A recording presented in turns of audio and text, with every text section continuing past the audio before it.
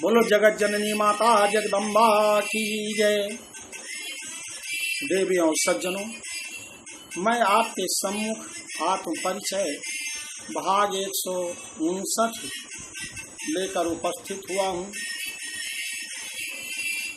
इस परिच्छेद में भी रक्त बीज का आदि शक्ति माता काली से भयंकर युद्ध हो रहा है और रक्त बीज का वध किस प्रकार मां करती हैं उसके विषय में श्रवण करने की कृपा करें।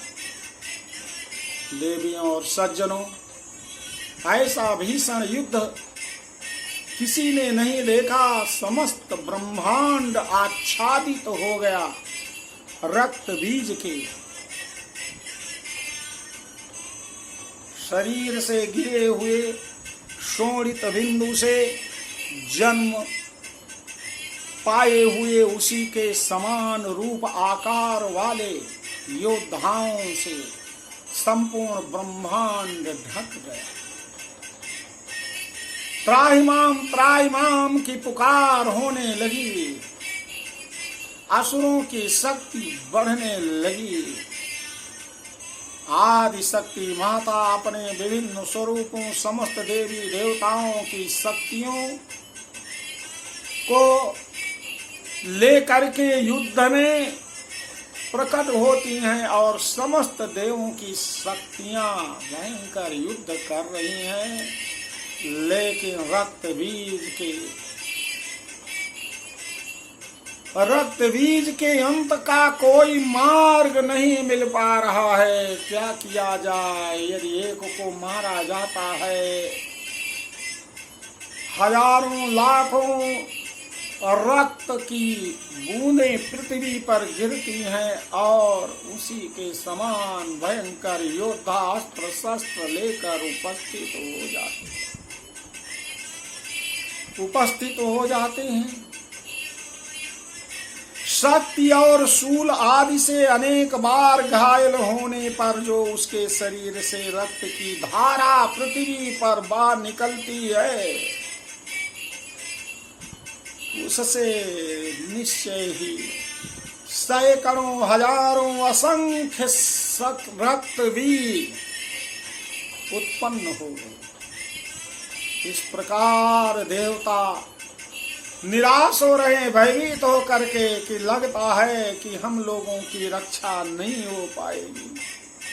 देवताओं को उदास देखकर चंडिका काली ने शीघ्रता पूर्वक कहा, चामुंडे तुम अपना मुख और बड़ा फैलाओ तथा मेरे शस्त्रपात से गिरने वाले रक्त बिंदु को तुम अपने मुख में पी जाओ। इस प्रकार रक्त से उत्पन्न होने वाले महादैत्यों का भक्षण करने लगी माता काली। लाल लाल जिह्वा लपलपाती हुई रक्त बिंदु को अपने हाथ में लिए हुए खप्पर में कलेक्ट करती हुई, रोपती हुई उसको पी जाती हैं और असुरों को अपने मुख के अंदर गटक जाती हैं। मत शास्त्र पात संभूतान रक्त बिंदून महासुरान रक्त बिंदो प्रतीक्षतम वक्त्रेण आनेन वेदिना भक्षयन्ति चररणे तदुत्पन्नान् महासुरान् एवमेव क्षयं दैत्याः क्षीणरक्तो गमिष्यति भक्ष्यमाणास्त्वया चाउग्राः न चोत्पतस्यन्ति चापरे इति युक्त्वा ताम ततो देवी शूलेन अभिजघान तम मुखेन काली जागृहो रक्तबीजस्य शोणितम् ततो असाओ जघानाथ गदया तत्र चंडिकाम नाचास्या वेदनां चक्रे गदा पातो अल्पिकामपि तस्य आहतस्य देहात्तु बहुषु श्राव शोणिताम् यतस्ततस तद्वक्त्रेण चामुण्डा सम्प्रतीक्षति मुखे समुद्गता ये अस्या रक्तपातान् महासुरा।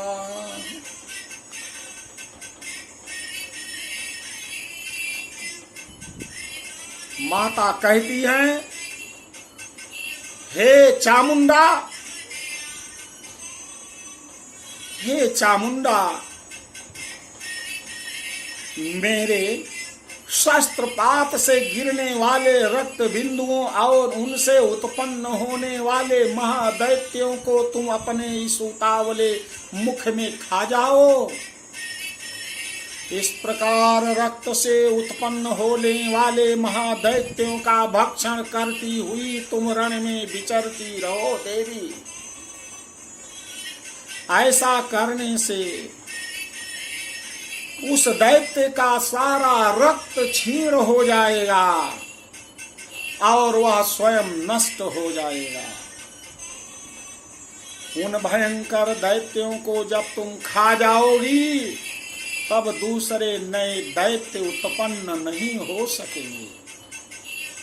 काली से यूं कहकर चंडिका देवी ने शूल से रक्त बीज को मार गिराया और काली ने अपने मुख में उसका रक्त ले लिया, अपने मुख में उसका सारा रक्त पी लिया। तब उसने वहां चंडिका पर गदा से प्रहार कर दिया, किंतु उस गदापात ने देवी को तनिक भी वेदना नहीं पहुंचाई। रक्त बीज के घायल शरीर से बहुत सा रक्त गिर गया, किंतु ज्यों ही वह गिरा त्यों ही चामुंडा ने उसे अपने मुख में लील लिया।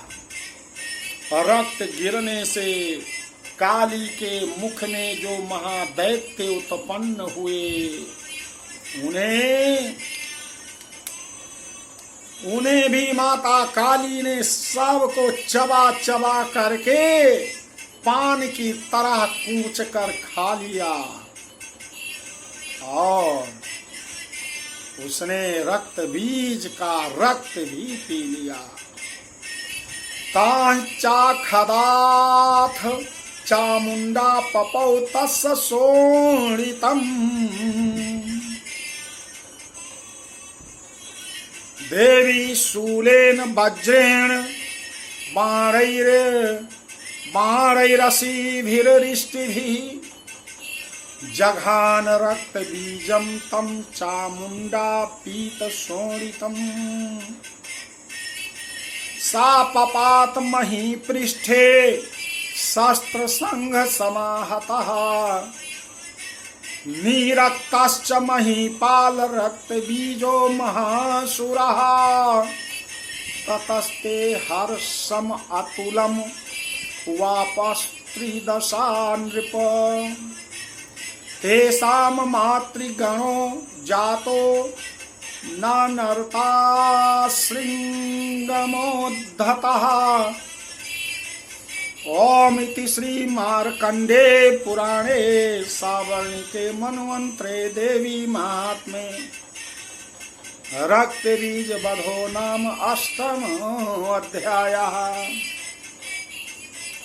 इसके बाद इसके अनंतर चामुंडा देवी ने रक्त बीज को, जिसका रक्त चामुंडा ने पी लिया था, वज्रबाण खड्ग तथा रिष्टि आदि से मार डाला। राजन, इस प्रकार शस्त्रों के समुदाय से आहत और रक्तहीन हुआ वह महादैत्य रक्तबीज पृथ्वी पर गिर पड़ा। हे नरेश्वर, इससे देवताओं को अनुपम हर्ष की प्राप्ति हुई और मातृगण उन असुरों के रक्तपान के मद से उद्धत सा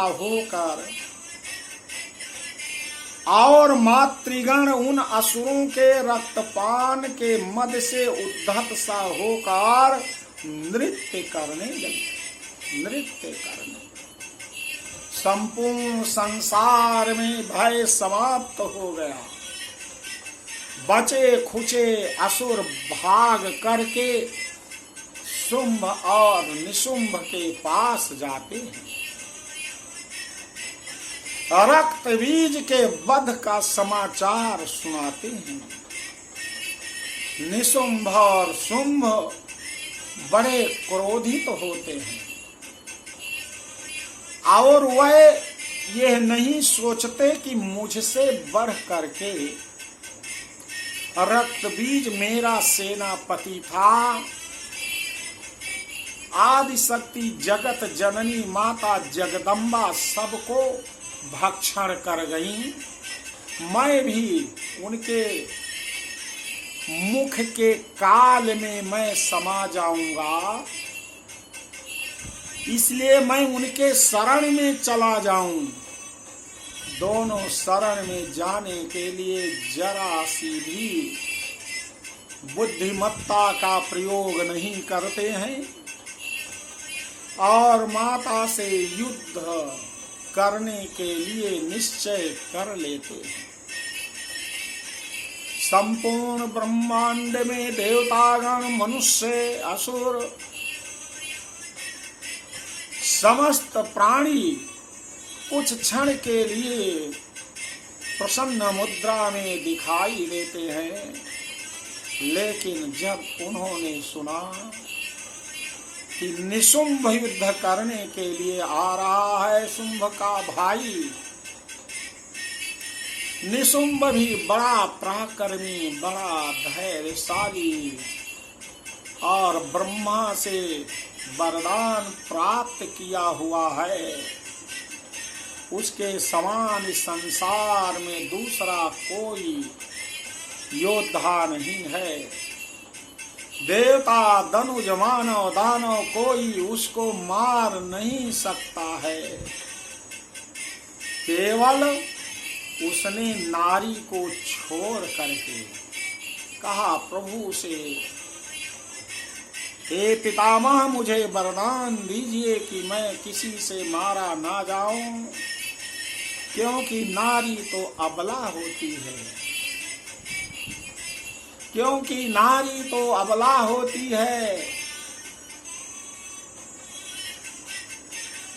और अबला के आंखों में तो केवल पानी होता है। आंचल में दूध और आंखों में पानी, अबला है जीवन की यही कहानी। इसलिए अबला को वो निर्बल मान करके ब्रह्मा जी से कहा कि यदि मुझे कोई मारे तो वो अबला नारी के हाथों से मैं मारा जाऊं। और भगवान ने कहा कि जाओ, ऐसा ही होगा। उसने सोच लिया कि संसार में जब कोई योद्धा मुझे नहीं मार सकता तो किसी नारी, किसी निर्बला, किसी अबला, कभी सबला हो ही नहीं सकती, उसके हाथ से मेरी मृत्यु कैसे होगी। शुंभ ने कहा भाई मैं जा रहा हूँ। निशुंभ ने कहा कि नहीं भाई, मेरे रहते हुए आप युद्ध में मत जाइए।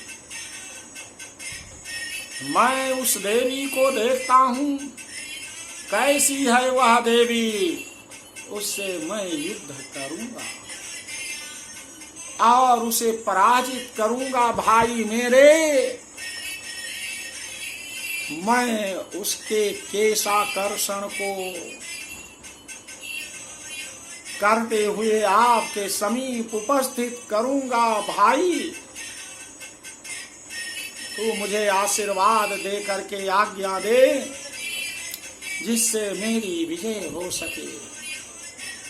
ऐसा कह करके निशुंभ युद्ध के लिए अपने भाई शुंभ से आदेश लेकर के युद्ध के लिए प्रस्थान करता है भयंकर योद्धाओं के साथ,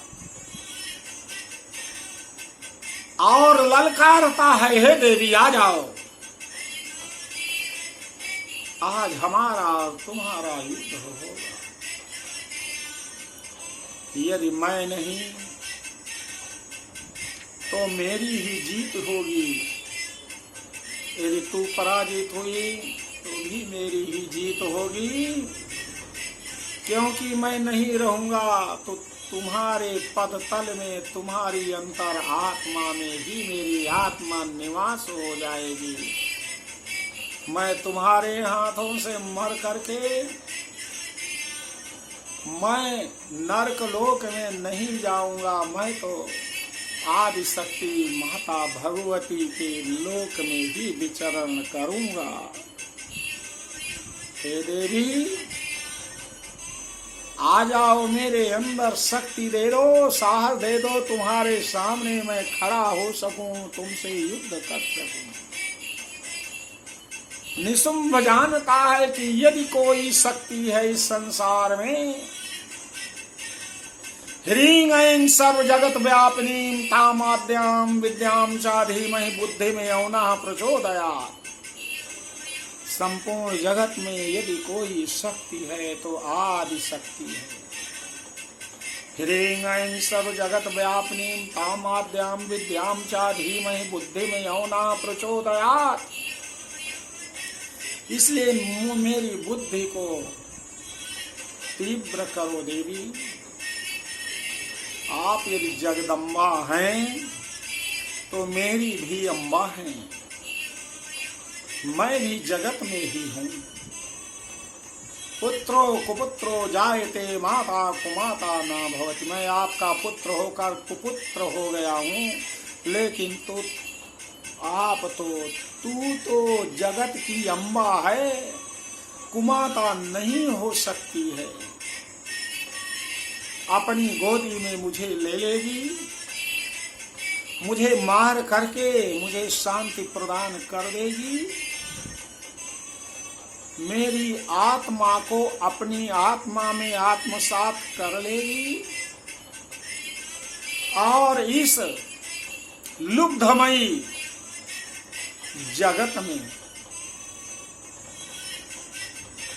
चमचमाते चमकदार संसार में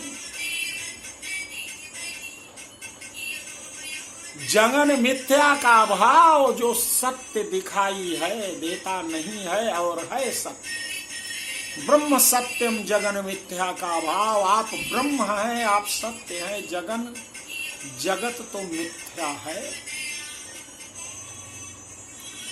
लेकिन यह वास्तविक दिखाई देता है, अपना प्रभाव सबके ऊपर डाले हुए है। सब लोग इसी के वशीभूत हो करके माया के चक्कर में पड़े हुए।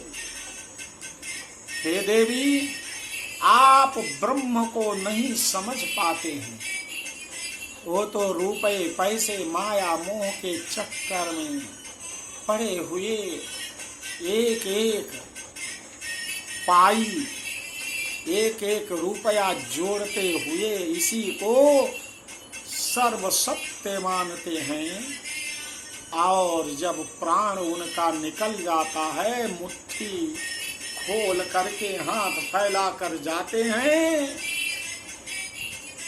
कहते हैं देखो मैं कुछ नहीं ले जा रहा हूँ, ब्रह्म ही सत्य है, जगन मिथ्या है, राम राम सत्य है, राम राम सत्य है, अंतिम समय में सत्य भजो मुक्ति है।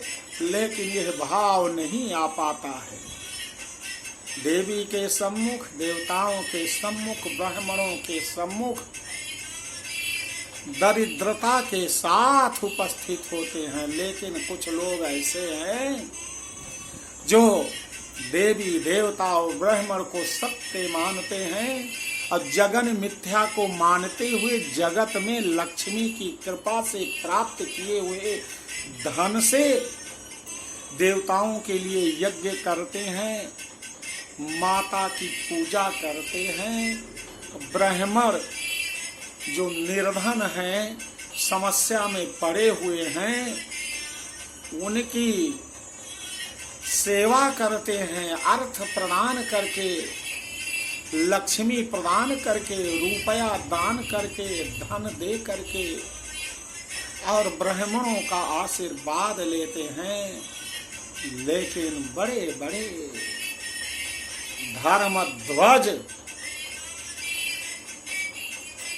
जिनको माता ने, भगवान ने कृपा प्रदान किया है, वही